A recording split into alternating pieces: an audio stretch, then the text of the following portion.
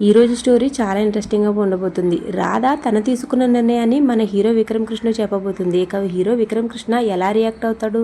ఇక చాలా స్వార్థపరుడైన మన హీరో విక్రమ్ కృష్ణ రాధ చెప్పిన విషయానికి ఒప్పుకుంటాడా, లేక రాధని ఇంటి నుండి వెళ్ళిపోమంటాడా? ఇక మరిన్ని ఇలాంటి ఇంట్రెస్టింగ్ విషయాలు ఈరోజు ఎపిసోడ్లో ఉన్నాయి. అస్సలు మిస్ అవ్వద్దు. మన ఛానల్ సబ్స్క్రైబ్ చేసుకుని బెల్ ఐకాన్ ఆల్లో పెట్టుకోండి.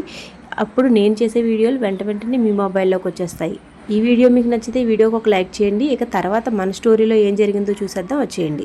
దమయంతి సునైనని అడుగుతుంది ఎవరు వస్తున్నారో అని. దానికి సునంద అయితే ఇలా సమాధానం చెప్తుంది. ఇప్పుడు రాబోయే ఆయన సాక్షాత్తు దేవి ఉపాసకులు.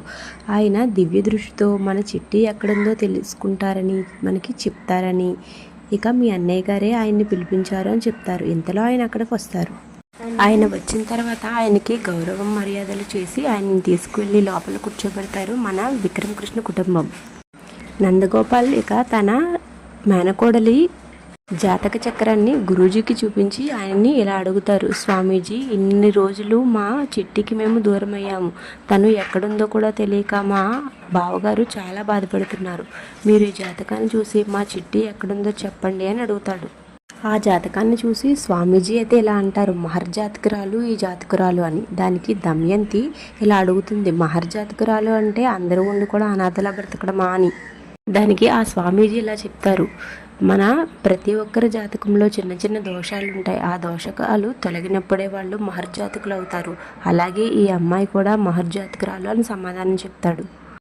ఇక ఆ గురువుగారు అయితే ఇలా చెప్తాడు, ఈ అమ్మాయికి పితృస్థానం కాస్త బలహీనంగా ఉంది. అన్నీ సర్దుకునేసరికి ఈ అమ్మాయి తండ్రికి దగ్గర అవుతుందని ఇంకా కాస్త డీటెయిల్డ్గా వివరంగా చెప్తాడు. మనకి టైం లేకపోవడం వల్ల షార్ట్కట్లో చెప్పేస్తున్నాను. మిగిలిన స్టోరీ కూడా తెలుసుకుందాం, వచ్చేయండి. తర్వాత సునంద అయితే గురూజీని అడుగుతుంది, మా చిట్టి ఎక్కడుంది, ఎలా వస్తుంది అన్నది కూడా కొంచెం వివరంగా చెప్పండి అని. దానికి గురువు గారు గవ్వలను వేసి వాటి సహాయంతో ఇలా చెప్తాడు, మీరు మీ చిట్టి కోసం ఎక్కడెక్కడో వెతుకుతున్నారు. మీరు ఎంత వెతికినా ఎంత దూరం వెళ్ళి వెతికినా చిట్టి మీకు ఎక్కడా కనబడదు. ఇక్కడే గురువుగారు ఒక పెద్ద షాక్ వేస్తాడు వీళ్ళందరికీ. ఇక ఆ షాక్ విని వీళ్ళందరూ ఆశ్చర్యపోతారు. ఎందుకంటే చిట్టి ఎక్కడో లేదు, ఇక్కడే మీ మధ్యలోనే ఉంది అని చెప్తాడు ఆయన. మీ చిట్టి మీకు చాలా దగ్గరలో ఉంది అని చెప్తాడు గురువుగారు. దానికి వీళ్ళందరూ చాలా సంతోషిస్తారు. తొందరలోనే చిట్టి మీ ఇంటికి వస్తుంది, ఇక బంధువుగా వచ్చి తనైతే చిట్టిగా మారిపోతుంది అని చెప్తాడు. దానికి వీళ్ళందరూ చాలా సంతోషిస్తారు. కానీ దమయంతి మాత్రం అలా ఎలా జరుగుతుంది అని అడుగుతుంది. దానికి ఆ గురువుగారు అయితే ఇలా సమాధానం చెప్తాడు, తన జాతకమే అలా జరిపిస్తుంది అని. ఆ రోజు చాలా తొందరలోనే ఉంది అని చెప్పి ఇక గురువుగారు అయితే అక్కడి నుంచి వెళ్ళిపోతాడు. ఆ స్వామీజీ వెళ్ళిపోయిన తర్వాత దమయంతి ఇలాంటివి నేను అస్సలు నమ్మను అంటుంది. కానీ తనకి సరైన బుద్ధి చెప్తుంది సునంద. తర్వాత ఇక వాళ్ళు అక్కడి నుంచి వెళ్ళిపోతారు. తర్వాత సీన్లో చిట్టి గురించి గురువు గారు చెప్పిన దాని వల్ల మన హీరో విక్రమ్ కృష్ణ అయితే చాలా సంతోషపడిపోతూ ఇక డాన్స్ చేస్తూ ఉంటాడు.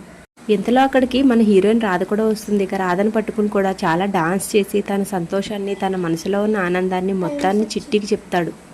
తర్వాత ఇక రాధ కూడా మీ చిట్టి తొందరలోనే వస్తుందని మన విక్రమ్ కృష్ణకి మంచి మాటలు చెప్తుంది. ఇక దానికి ఇంకా మన విక్రమ్ కృష్ణ చాలా సంతోషపడతాడు. ఇక చివరిగా వెళ్ళిపోతున్న విక్రమ్ కృష్ణతో మన హీరోయిన్ రాధ ఇలా అంటుంది, నన్ను సాయంత్రం బయటికి తీసుకువెళ్తారా, నేను మీతో ఒక విషయం చెప్పాలి అంటుంది. దానికి విక్రమ్ కృష్ణ ఏంటి అని అడుగుతాడు. అప్పుడే మన హీరోయిన్ రాధ అయితే సర్ప్రైజ్ అని చెప్తుంది. ఇక తర్వాత సరే అయితే నేను తీసుకువెళ్తాను అంటాడు. పాపం మన హీరోయిన్ రాధ మాత్రం ఇలా అనుకుంటుంది, విక్రమ్ కృష్ణ తనను భారీగా అంగీకరిస్తున్నాడని, నిజంగా తను అడిగిన వెంటనే ఒప్పుకున్నాడని, తన మీద మంచి అభిప్రాయమే ఉంది అని మన రాధ అయితే పాపం భ్రమపడుతుంది. తర్వాత నీకు కూడా సర్ప్రైజ్ తెలుసుకోవడానికి చాలా ఇంట్రెస్టింగ్గా ఉంది కదా, అయితే సరే నేను సాయంత్రం చెప్తాను అని మన హీరోయిన్ రాధ అక్కడి నుంచి వెళ్ళిపోతుంది. కానీ విక్రమ్ కృష్ణ మాత్రం ఇలా అనుకుంటాడు, నాకేమీ అంత ఇంట్రెస్ట్ లేదు, నేను చిట్టి వస్తుందన్న ఆనందంలో ఉన్నాను, దానికోసమే నువ్వు అడిగిన వెంటనే ఓకే చెప్పాను అని చెప్పేస్తాడు మన విక్రమ్ కృష్ణ. ఇక తర్వాత అయితే రామచంద్రయ్య నిల్చుని చిట్టి కోసం ఇంకా గురువుగారు చెప్పిన మాటల కోసం, ఇక చిట్టికి జరిగిన యాక్సిడెంట్ కోసం, వీటన్నిటి కోసం ఆలోచిస్తూ ఉంటాడు. సరిగ్గా అదే సమయానికి దమయంతి అక్కడికి వస్తుంది. దమయంతి అక్కడికి వచ్చి చిట్టి వస్తుంది అని ఆశ కలిగిన మనిషితో, ఇక నేను అలాంటివన్నీ నమ్మను బావగారు, అయినా చిట్టి వస్తే మనం చిట్టిని గుర్తుపట్టలేకపోయినా మనల్ని చిట్టి గుర్తుపట్టాలి కదా, ఆ పంతులు గారు చెప్పేవన్నీ నాటకాలు, అవన్నీ ట్రాష్, నేను నమ్మను, మీరు కూడా నమ్మవద్దని చెప్తుంది. ఇక మన రామచంద్రయ్య అయితే నేను చిట్టి కోసం ఆలోచించట్లేదు, నేను హాస్పిటల్లో ఉన్న ఆ రౌడీ గురించి ఆలోచిస్తున్నాను. వాడు స్పృహలోనికి వచ్చిన తర్వాత వాడు ఎవరైతే యాక్సిడెంట్ చేయించారని చెప్తాడో దాని గురించి ఆలోచిస్తున్నానని చెప్తాడు. ఇక్కడే మన దమయంతికి అయితే చాలా కంగారు పడుతుంది. ఇక రామచంద్ర ఇలా అడుగుతాడు, నేను రౌడీ గురించి చెప్తుంటే నువ్వెందుకు అంత కంగారు పడుతున్నావు అని. దానికి ఏమీ లేదు బావగారు అని అక్కడి నుంచి వెళ్ళిపోతుంది దమయంతి. ఇక ఆ రోజు సాయంత్రం మన హీరో విక్రమ్ కృష్ణ డ్యూటీ నుంచి తొందరగా వచ్చేస్తాడు చిట్టిని, అదేనండి రాధని బయటికి తీసుకువెళ్ళడానికి. ఇక రాధ అయితే చాలా సంతోషపడుతుంది, నన్ను తీసుకువెళ్ళడానికి మీరు తొందరగా వచ్చినందుకు చాలా థ్యాంక్స్ అని. ఇక మన విక్రమ్ కృష్ణ రాధని కాఫీ అడుగుతాడు. రాధ కాఫీ పెట్టడానికి వెళ్తుంది.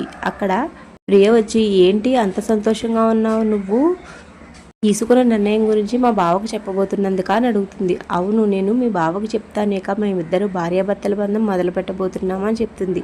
దానికి ప్రియ ఇలా అడుగుతుంది, నువ్వు చెప్పగానే మా బావ ఒప్పుకుంటాడనుకుంటున్నావా అని. దానికి రాధ అయితే అవును ఖచ్చితంగా ఒప్పుకుంటారు, ఎందుకంటే ఆయన కూడా ఈ బంధాన్ని గౌరవిస్తున్నారు కాబట్టి అని చెప్తుంది. అలా ఈరోజు ఎపిసోడ్ అయితే అయిపోతుంది. రేపటి ఎపిసోడ్లో మన హీరోయిన్ రాధ విక్రమ్ కృష్ణకి తన మనసులో ఉన్న అభిప్రాయాన్ని, ఇక తన బంధానికి ఇచ్చే విలువ గురించి చెప్పబోతుంది. ఇక స్వార్థపరుడైన మన విక్రమ్ కృష్ణ ఏం చేయబోతున్నాడు ఇక రేపటి ఎపిసోడ్లో తెలుసుకుందాం. అంతవరకు బాయ్ బాయ్.